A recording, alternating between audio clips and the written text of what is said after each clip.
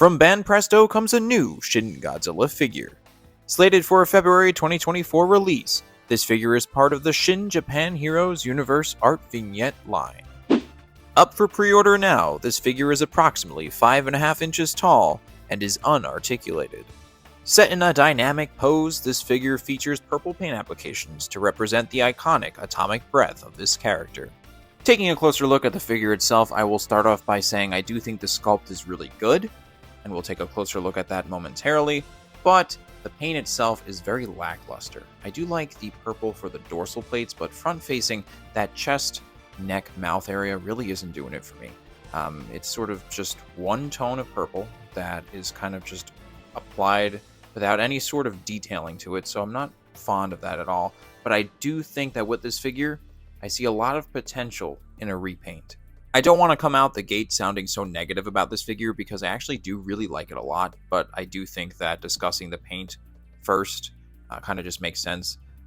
So like I said, the front does not look great at all. The dorsals look good, but I don't know why there's like no paint throughout virtually the rest of the figure itself, because like I said, we'll take a closer look at that sculpt, and you could really see the details in it.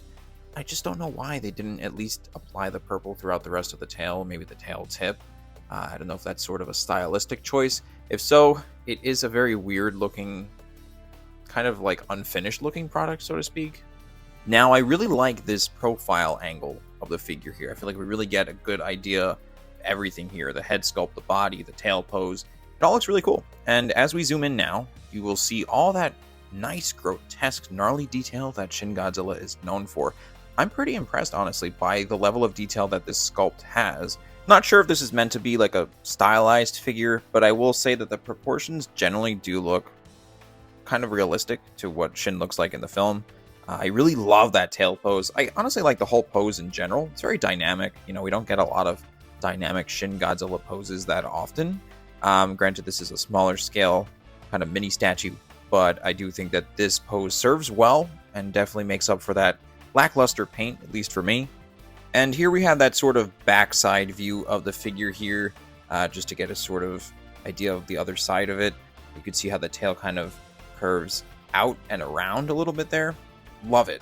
And like I said, once I get my hands on this and I repaint it, I really want to add all those nice details with the paint to bring out the sculpt.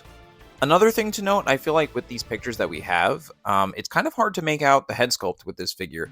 Just going back to the front for a moment, I know I might be bouncing around a little bit here with the photos, but I feel like because of that lack of paint, you almost can't even make out what the head sculpt looks like.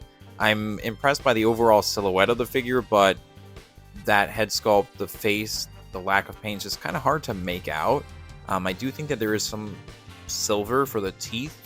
And you know, there's purple inside the mouth as well. When you look at it from behind, you do get a better sense of a little bit what the head looks like. Again, to repeat myself, nothing some paint can't fix. Also interesting to note is that this little statue has a mini base at the bottom here. The tail does seem to be the main portion that supports the whole figure, but we do have toward the feet area this little base that kind of looks like water, I guess.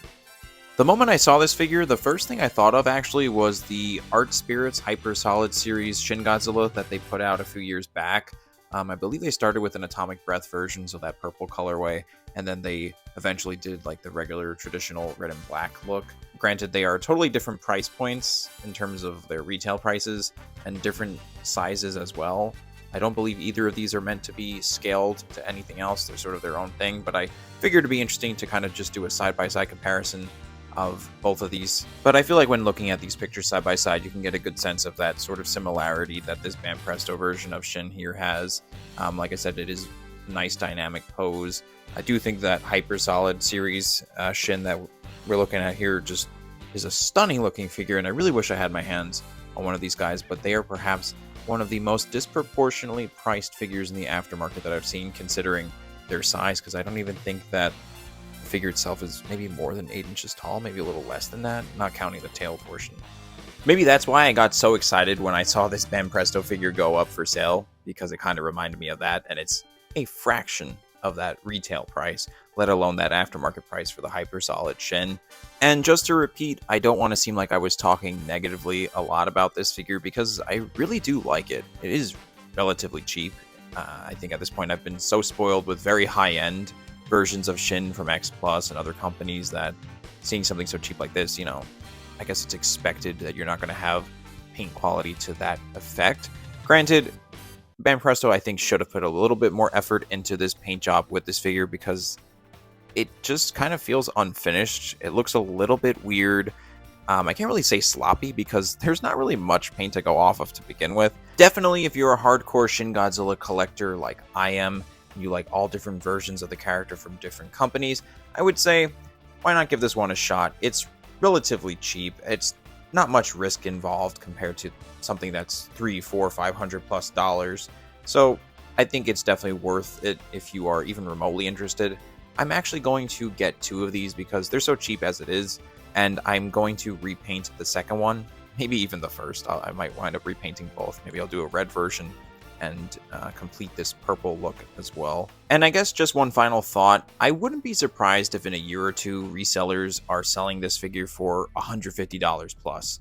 I'm not saying it's worth that price, but I would say don't get it at that price. Get it at the retail now if you're on the fence. Worst case scenario, you just sell it later on. Anyway, these are my general thoughts on the figure, but I am curious to know what you guys think. Do you like it? Will you be pre-ordering it? Leave a comment down below.